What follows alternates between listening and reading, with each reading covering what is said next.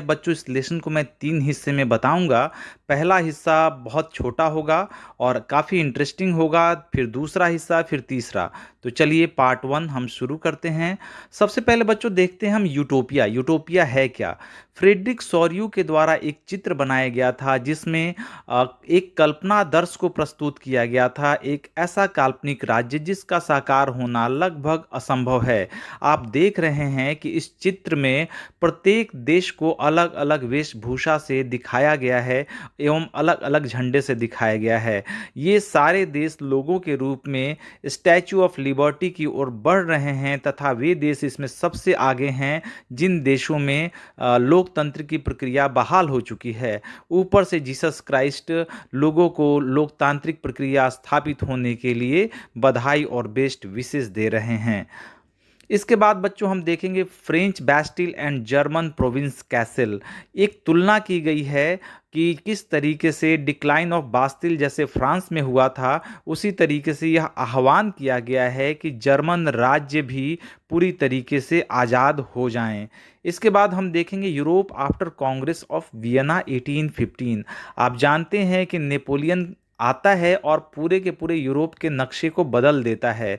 तो Vienna Congress Napoleon की Waterloo के युद्ध में हार के बाद में वियना कांग्रेस होती है और 1815 में पुनः वहाँ पर कंजर्वेटिज्म को इस्टेब्लिश किया जाता है, अर्थात जितने भी जो परिवर्तन नेपोलियन के द्वारा किए गए थे उन परिवर्तनों को समाप्त करके पुरानी प्रक्रिया बहाल कर दी जाती है। और ये ड्यूक मैटरनिक, ऑस्ट्रिया के जो राजा थे ड्यूक मैटरनिक, उनकी अध्यक्षता में ये सम्मेलन होता है। आगे हम देखेंगे the planting of tree of liberty Germany.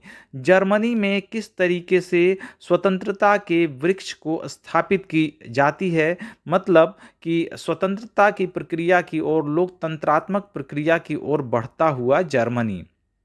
आगे हम देखेंगे Napoleon on his way home from Leipzig. 1814 में नेपोलियन के हार जाने के बाद में लिपजिग से नेपोलियन पुनः फ्रांस की ओर लौटता है और यह दिखाता है कार्टून कि नेपोलियन एक डाकिया की तरह है और वो अपने सारे साम्राज्यों को पत्र के रूप में खोता चला जा रहा है और पुनः अपनी घर वापस आ रहा है। अब हम देखेंगे सम इम्पॉर्टेंट डेट्स। ये डेट्स बच्चों बहुत इम्पॉर्टेंट हैं और क्रोनोलॉजिकल दृष्टि से दिए गए हैं, अर्थात सबसे पहले जो घटना हुई पहले और उसके बाद बढ़ते क्रम में। 1797 में नेपोलियन इटली की ओर आक्रमण करता है और नेपोलियन वॉर जो है वो शुरू हो जाता है।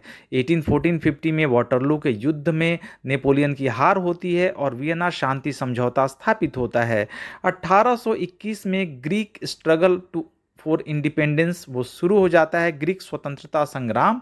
और 1848 में कई सारे क्रांतिकारी गतिविधियां पूरे के पूरे यूरोप में होती है जिसमें सामान्य लोग भाग लेते हैं। आप कह सकते हैं कि 1789 1789 में फर्स्ट, देन 1830 में सेकेंड और देन 1848 में सामान्य वर्गों के द्वारा तीसरा रिवॉल्यूशन शुरू होता है।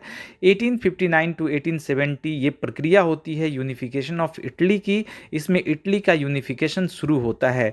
देन 1866 टू 1871 जर्मनी के यूनिफिकेशन की प्रक्रिया शुरू होती है और 1905 में Slav nationalism gathers force in the Habsburg and Ottoman empires. एक तरीके से एक्सट्रीम नेशनलिज्म की शुरुआत हो जाती है, वो उसकी शुरू होने की प्रक्रिया होती है।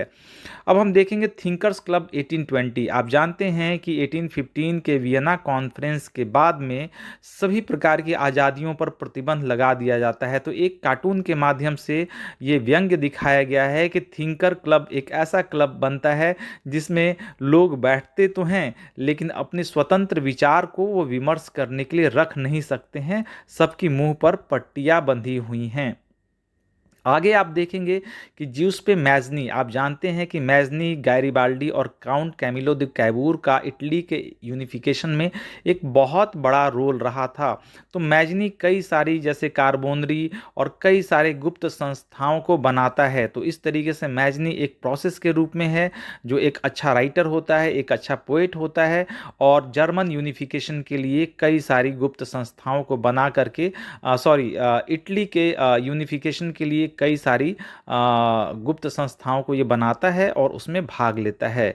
आगे द मासैकर ऑफ कियोस 1824, एक चित्र के द्वारा यह दिखाया गया है कि किस तरीके से टर्की ने कई सारे यूनानियों को एक आइलैंड पे भयंकर नरसंहार के द्वारा खत्म कर दिया है।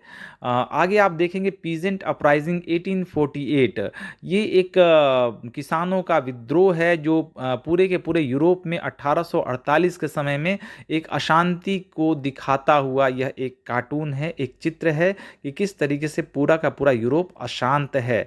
आगे आप देखेंगे द फ्रैंकफर्ट पार्लियामेंट 1848, 1848 में जर्मनी के फ्रैंकफर्ट में एक कांग्रेस होता है जिसमें 831 चुने गए प्रतिनिधि रिप्रेजेंटेटिव यहाँ पर शामिल होते हैं। उनका उद्देश्य होता है कि जर्मन महासंघ बने और जर्मन यूनिफाइड होकर के एक मजबूत जर्मनी राष्ट्र बने। लेकिन यह सम्मेलन असफल हो जाता है क्योंकि इसमें महिलाएं सिर्फ प्रत्यक्षदर्शी के रूप में होती हैं, उन्हें भाग लेने का इसमें कोई हिस्सेदारी नहीं दी जाती है। साथ ही साथ जो फ्रेडरिक विल्हेम फोर्थ को आमंत्रित किया जाता है इसमें राजा बनने के लिए, लेकिन वो आमंत्रण को अस्वीकार कर देते हैं, मना कर देते हैं और फलस्वरूप यह सम्मेलन असफल हो जाता है। आगे आप देखेंगे the proclamation of German empire 1885, एक चित्र के द्वारा यह दिखाया गया है कि किस तरह से वर्सेलीज के राजमहल में जर्मन एम्पायर को पूरी तरीके से एक मजबूत जर्मन एम्पायर को बनाया जाता है। ये दरअसल ऑटो ऑन बिस्मार्क के 70वें जन्म दिवस पर एक चित्रकार के द्वारा बनाया गया चित्र है, अर्थात जर्मन यूनिफिकेशन को ये चित्र दर्शाता है। अब आप देखेंगे यूनिफिकेशन ऑफ जर्मनी 1876, इसमें 1876 के बदले 1866 है तो इसको 1866 कर लीजिएगा। 1866 टू 1871, इसमें जर्मनी जब यूनिफाइड होता है तो उसका किस तरीके का चित्र होता है, एक मजबूत और एक यूनिफाइड जर्मनी 1871 तक बन करके तैयार हो जाता है। अब आप देखेंगे कि auto von Bismarck in German parliament राइक्सटैग में आप देखते हैं कि बिस्मार्क का चाबुक चलता है और बाकी सारे जो रिप्रेजेंटेटिव हैं वो बिल्कुल चुपचाप कोने में बैठे रहते हैं। ये दिखाता है कि किस तरीके से एक मजबूत जर्मन संघ बनाने के लिए, एक मजबूती लाने के लिए कई कड़े डिसीजंस लेने पड़ते हैं एक प्रशासक के द्वारा। अब आप यहाँ पे देखेंगे इटली बिफोर यूनिफिकेशन, जब इटली का एकीकरण नहीं हुआ था, यूनिफिकेशन नहीं हुआ था, तो 1858 का यह चित्र है जिसमें आप देखेंगे कि 7 अलग अलग राज्यों के रूप में इटली बटा हुआ है। लेकिन 1871 तक जा कर के सारे राज्य कंप्लीट इटली का यूनिफिकेशन हो जाता है।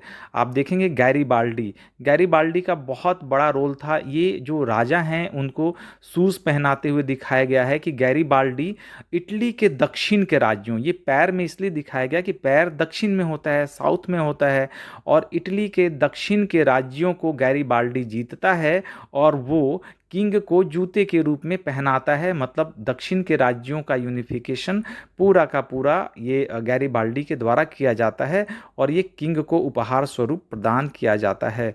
आगे देखेंगे कि मारियान विजुअलाइजिंग द नेशन, जो मारियान थी वो फ्रांस को विजुअलाइज करती थी, फ्रांस को दर्शाती थी। ये दरअसल कोई महिला नहीं थी बल्कि एक काल्पनिक देवी रूपक के रूप में इनको इस्तेमाल किया गया था, एक सिंबोलिज्म के तौर पे इस्तेमाल किया गया था। जैसे हम भारत माता को अलग अलग चित्रों के माध्यम से दिखाते हैं, वैसे कई चित्रकारों ने फ्रांस के रूप में वहाँ की जो मारियान थी उनको चित्र के द्वारा प्रदर्शित किया है और एक स्टाम्प में उनका चित्र बना हुआ है। आगे आप देखेंगे कि जर्मेनिया को भी इसी तरीके से सिंबोलाइज किया गया है, विजुअलाइज किया गया है अलग अलग चित्रों के माध्यम से। और बीच का चित्र आप देखेंगे ये 1848 के फ्रैंकफर्ट कॉन्फ्रेंस की असफलता के बाद मारियान राइन नदी के तट पर निराश होकर के लेटी है और बाकी के दोनों चित्रों में देखेंगे कि तलवार लेकर के वो जर्मनी की रक्षा कर रही है। और सबसे अंत में बच्चों ये क्वेश्चन, अब मैं आपसे ये पूछूंगा कि यूनिफिकेशन कहलाता क्या है और राष्ट्रवाद कहलाता क्या है। ये अंत में इसलिए पूछ रहा हूँ कि अभी तो हमने चैप्टर की शुरुआत ही की है, धीरे धीरे हम आगे बढ़ेंगे तो इसको और समझेंगे। देखिए अगले पार्ट 2 में जाने के पहले मैं आपको बता दूं कि यूनिफिकेशन का मतलब है जैसे आपके हाथ में 5 उंगलियां हैं और पांचों उंगलियां को आप आपस में मिला करके जब आप मुट्ठी बनाते हैं तो एक मजबूत मुट्ठी ये तैयार हो जाती है। तो इसका मतलब 5 उंगलियों से मुट्ठी का बनना यूनिफिकेशन कहलाया, अर्थात एकीकरण कहलाया। पुराने समय में 1800 18वीं सेंचुरी 18th सेंचुरी और 19th सेंचुरी के यूरोप में कई सारे ऐसे छोटे छोटे देश थे जो आपस में लड़ते थे, झगड़ते थे, जिनमें किसी प्रकार की यूनिटी नहीं थी। तो ये छोटे छोटे जो कॉन्स्टिट्यूएंट स्टेट थे वो मिलकर के एक हो गए, जिसे यूनिफिकेशन कहा जाता है। अब नेशनलिज्म किसे कहा जाता है?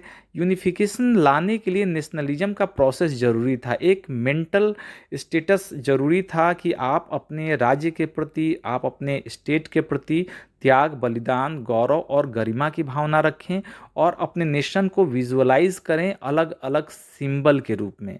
तो इसे कहा गया नेशनलिज्म, तो राष्ट्रवाद, और इसके बाद आया यूनिफिकेशन।